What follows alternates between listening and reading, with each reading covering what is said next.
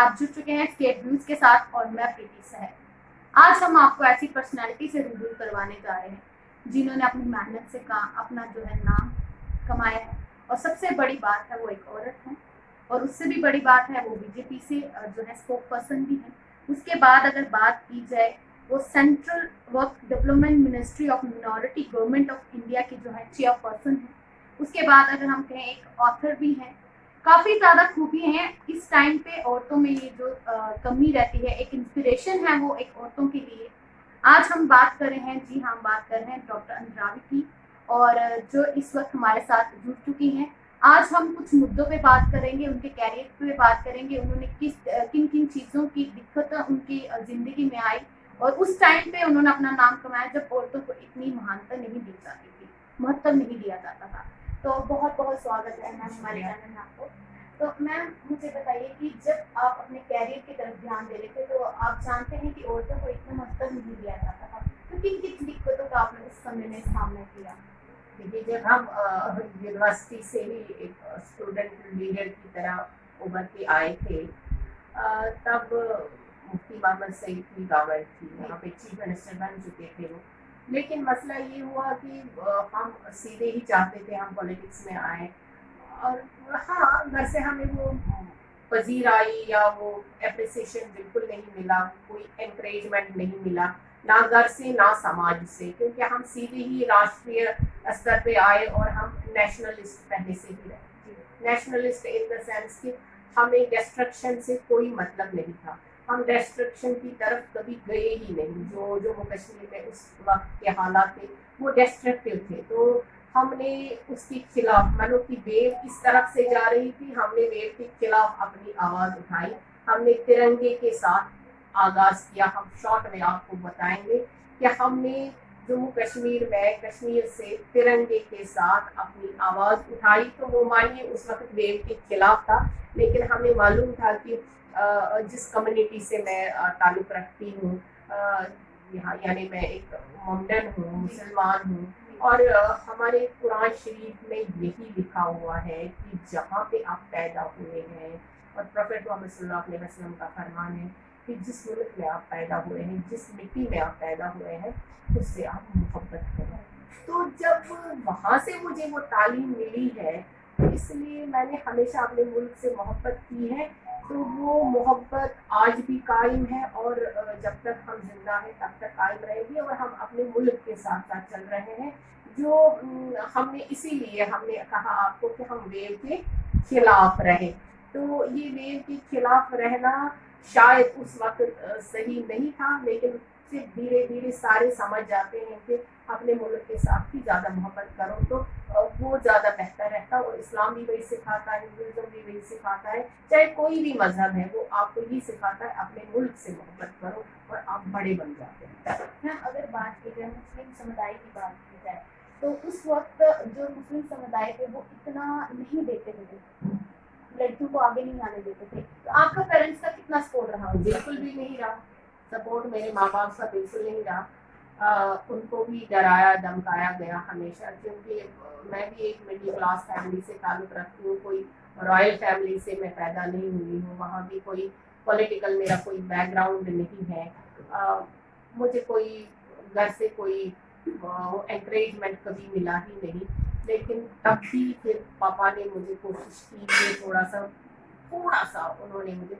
ماں آج بھی مجھے کہتی ہے کہ ہمارے گھر میں، جیسے کہتے ہیں ہمارے گھر میں دال چاول نہیں تھا کہ آپ کو پولیٹکس میں جانا تھا، یہ تانا مجھے آج بھی سننا پڑتا ہے، لیکن میری وطن کے ساتھ جو میں نے آپ سے کہا کہ وطن کے ساتھ بے حد محبت تھی، مجھے کسی بھی پولیٹیشین کا یہ نعرہ اچھا نہیں لگتا تھا جو وہ میرے یوتھ کو ورگلاتے تھے، میرے یوتھ کے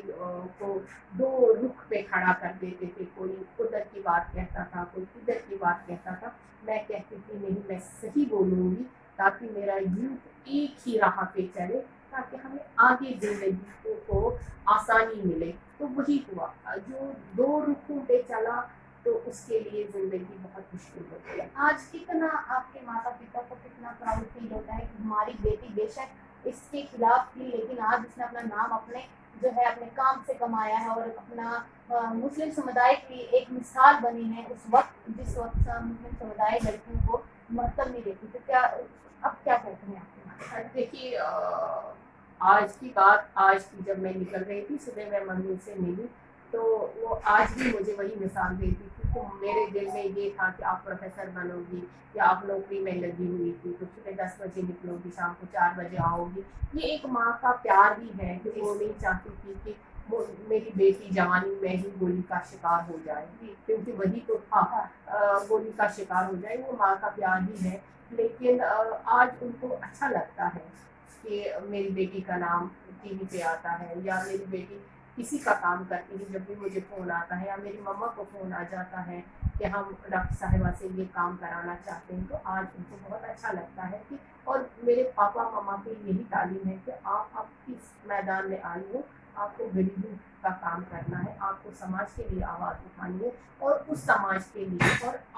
आज की डेट में चाहे कोई ब्यूरोक्रेट सुने या कोई मेरे एडमिनिस्ट्रेशन सुने, मैं आज भी एडमिनिस्ट्रेशन में अकेली लड़की हूँ जो सेक्रेटेरिएट जाती है, जो अफसरों से मिलती है, लोगों का काम करवाती है, किसी की फाइल, किसी की ट्रांसफ़र, किसी का कुछ। क्यों? मेरे पास वो लोग आ जाते हैं जिनका कोई नहीं है,